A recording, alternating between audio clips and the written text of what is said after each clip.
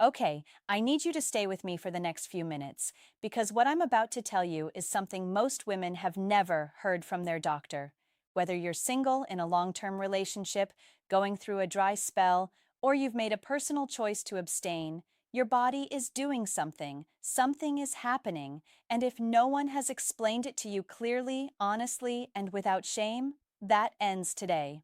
I'm going to walk you through exactly what happens to your vaginal health, your hormones, your pelvic floor, your libido, and even your emotional well-being when sex is not in the picture.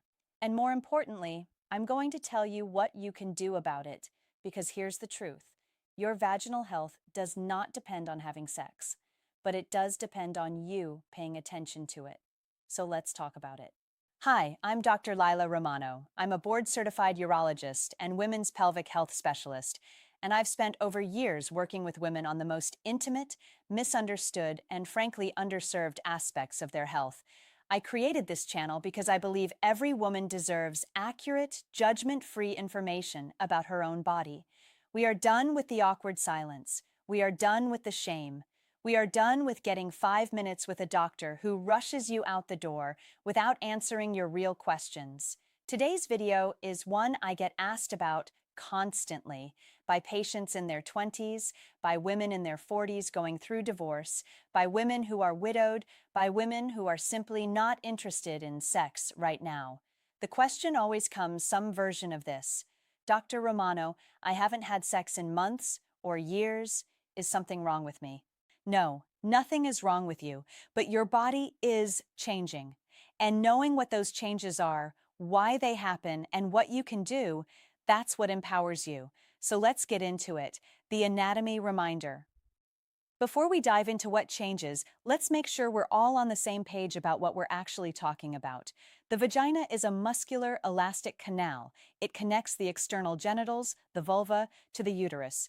And it is remarkable. It stretches, it contracts, it self-lubricates, it self-cleans. It's lined with specialized tissue that is incredibly sensitive to hormones, especially estrogen. The vagina maintains its own ecosystem, a microbiome made up primarily of beneficial bacteria called lactobacilli. These bacteria keep the vaginal pH slightly acidic, which protects against infections and maintains tissue health. Now here's where sexual activity comes in. Arousal, penetration, and orgasm all create physical and hormonal responses that affect vaginal tissue. Blood flow increases. Lubrication is produced. Muscles contract and release. Over time, regular sexual activity, or regular arousal, even without a partner, does play a role in maintaining some of these functions. But, and I want you to hear this clearly, the absence of sex does not automatically mean something is broken. It does mean your body may respond differently over time, and that's what we're going to explore. What changes in the short term? Conversational relatable, like talking to a friend who's a doctor. Let's start with the short term. You've gone a few weeks, maybe a couple of months without sex? What's happening? Honestly, not a whole lot. That's alarming. Your body is incredibly resilient. Vaginal tissue doesn't deteriorate after a few weeks of no sexual activity. Your hormones aren't going haywire. You're not losing function, but you might notice a few things. Number one, reduced natural lubrication during arousal. This is not permanent. It's simply because your body hasn't been called to action in that way recently. Think of it like any other physiological response. If you haven't gone for a run in a while, your lungs might work a little harder the first time you hit the pavement again. Same concept. Number two, a slight shift in vaginal pH. Sexual activity, particularly the presence of semen, actually alters vaginal pH temporarily. When that's absent, your vaginal microbiome may shift. For some women, this actually means fewer disruptions, less risk of bacterial vaginosis, for example. For others, particularly if stress or diet is affecting their immune health, they might notice subtle changes. Number three, changes in libido. When you're not sexually active, it's common for desire to decrease, not because something is wrong, but because sex and desire are, in many ways, a feedback loop. The less you engage, the quieter that signal becomes. It doesn't disappear, it just dims a little. None of these short-term changes are dangerous. They're normal, they're reversible, and they're manageable. What changes in the long term? More science here. Cite what the research shows. Explain clearly. Now let's talk about what happens when we're looking at months to years of no sexual activity. This is where the science gets really interesting, and where I want to give you the honest, nuanced picture. The first major long-term change that can occur is something called vaginal atrophy. And before you panic at that word, let me explain it properly. Vaginal atrophy, now more commonly called genitourinary syndrome of menopause, or GSM, is primarily driven by declining estrogen, not by lack of sex. This is a crucial distinction. It's most common in women who are perimenopausal, menopausal, postmenopausal, breastfeeding, or on certain hormonal medications. However, and this is supported by research, regular sexual activity, including masturbation, does help maintain vaginal tissue elasticity and blood flow. It's not the sex itself, it's the arousal response.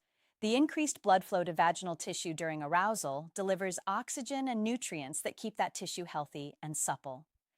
When that arousal response is absent for extended periods, especially in women already experiencing lower estrogen levels, the vaginal walls can thin, become drier, and lose some elasticity. This can lead to discomfort during future sexual activity, more susceptibility to irritation or minor abrasions, and in some cases, urinary symptoms like urgency or recurrent UTIs.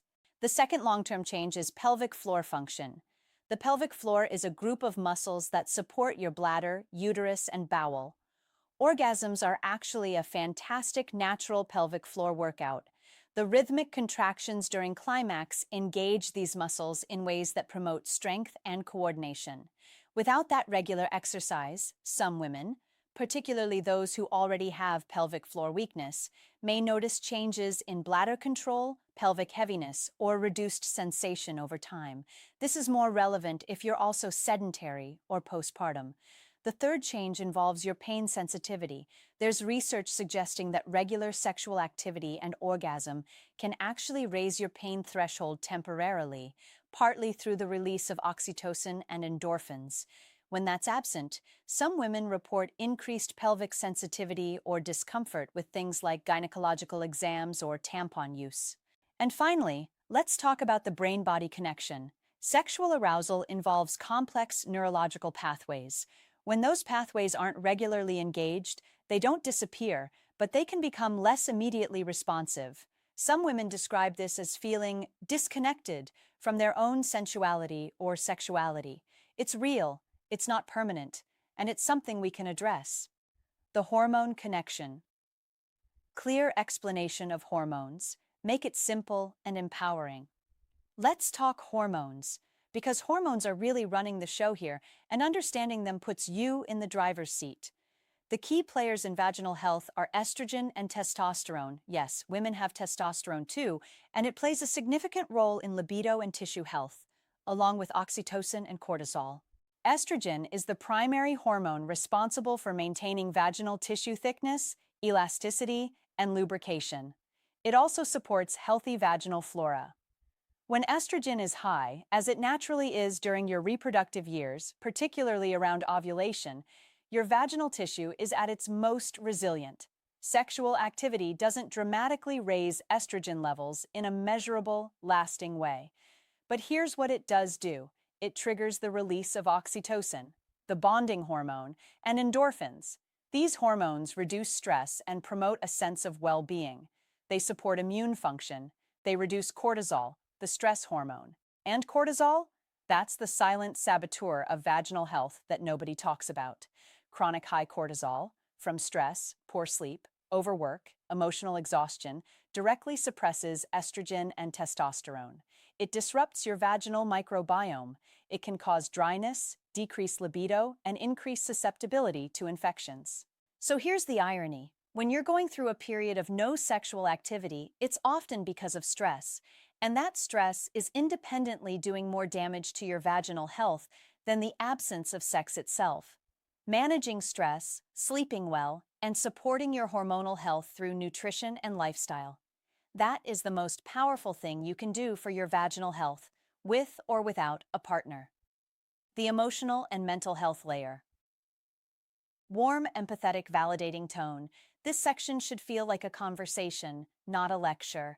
I want to take a moment here and talk about something that doesn't show up on lab results but is absolutely real: the emotional experience of not having sex. For some women, a period without sex is a relief. Maybe you're healing from a difficult relationship. Maybe you're focused on yourself. Maybe you've simply deprioritized it, and that feels right for you. If that's you, that is completely valid. Your worth, your femininity, your health is not measured by how often you're sexually active, but for other women, a long dry spell can bring up feelings of loneliness, disconnection, or anxiety about their desirability or body. And those feelings? They have a real physiological impact.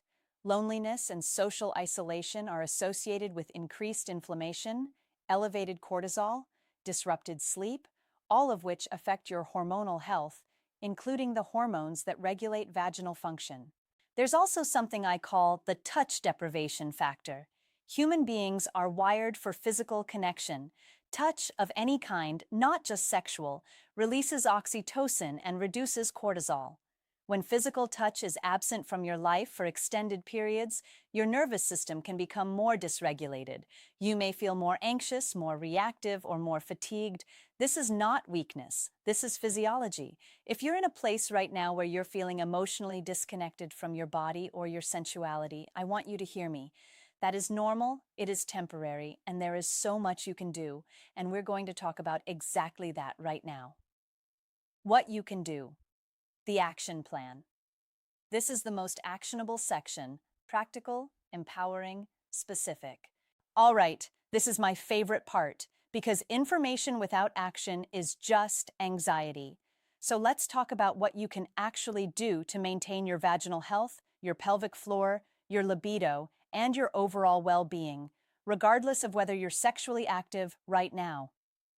Step 1. Maintain arousal responses on your own.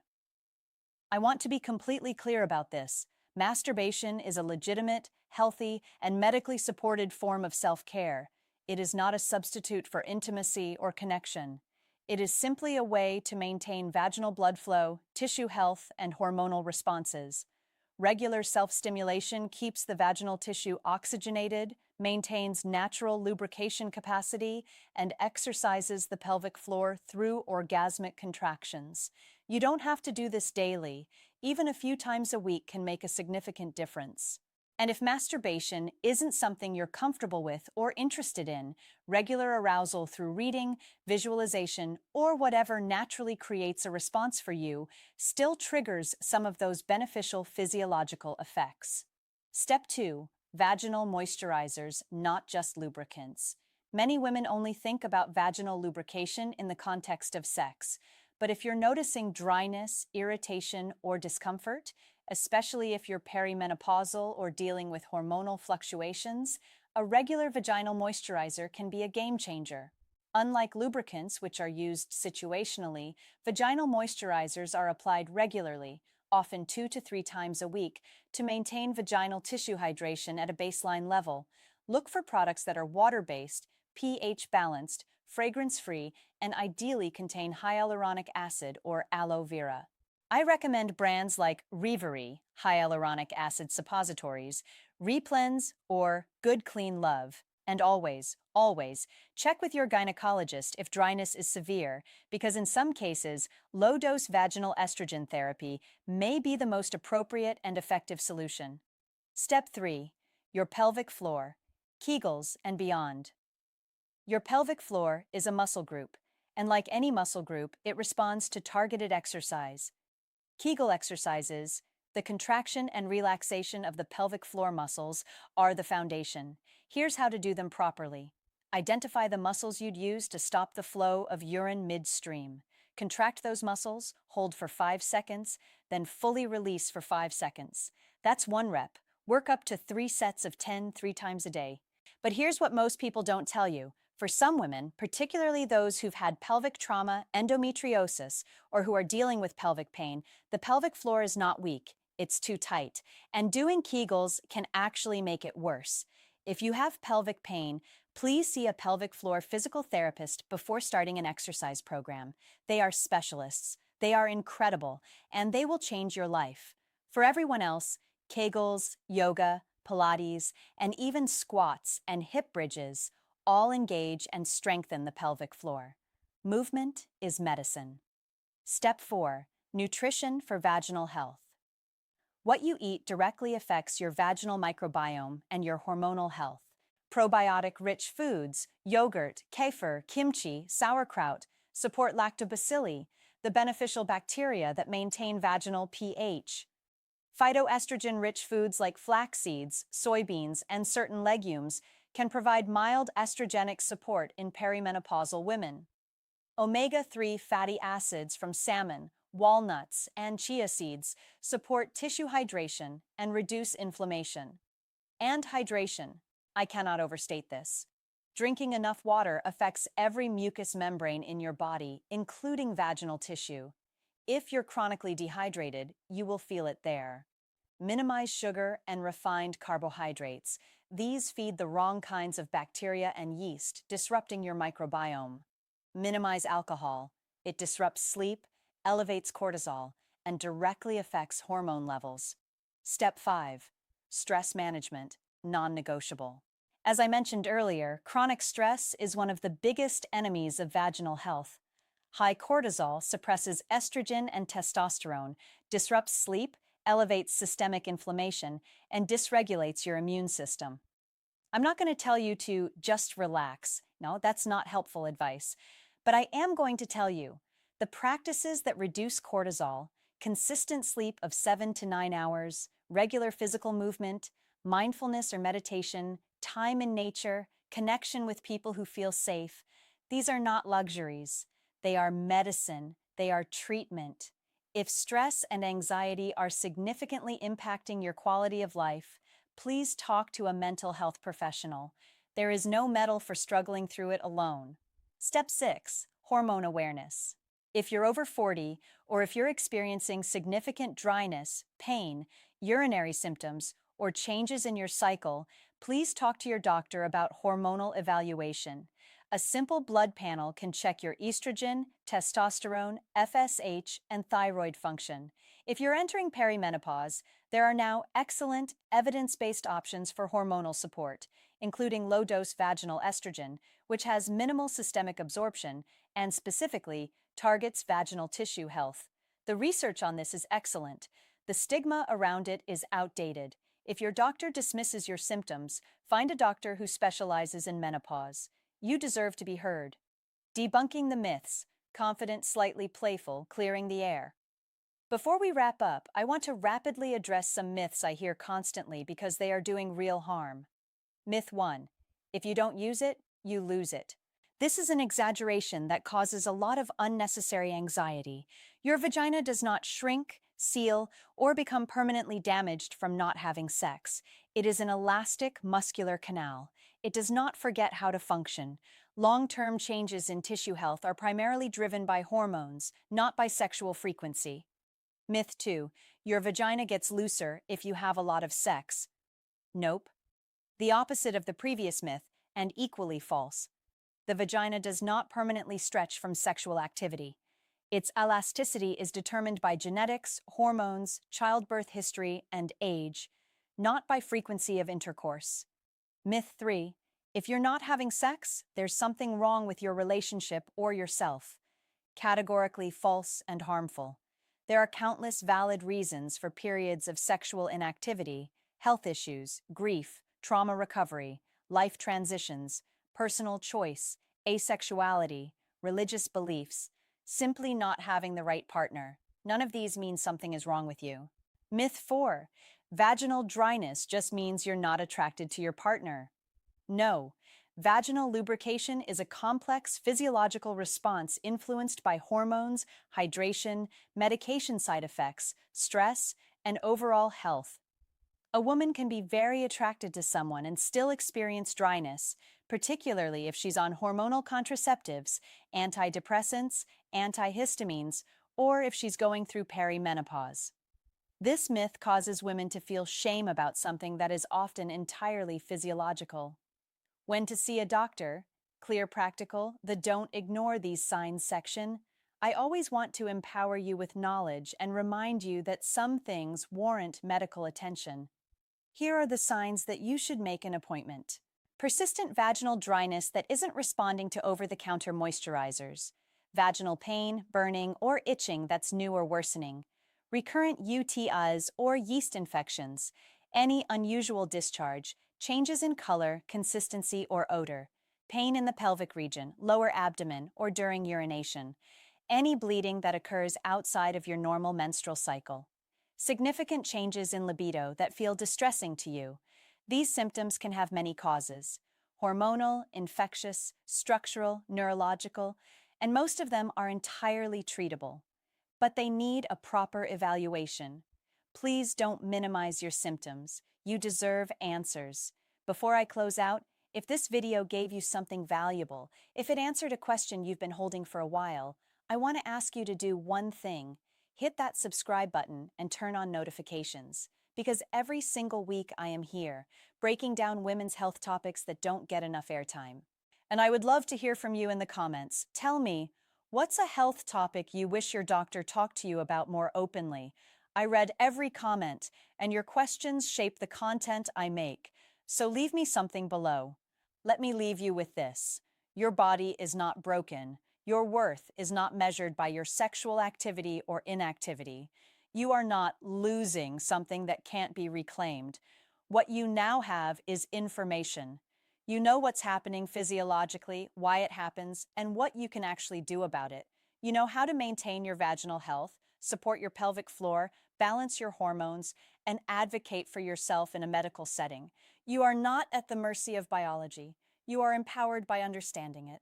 Whether you're going through a dry spell by choice or by circumstance, whether you're single in a relationship, healing from heartbreak, or simply focused on yourself right now, I want you to know you can take excellent care of your body through all of it. Take care of yourself. You deserve it. I'll see you in the next one.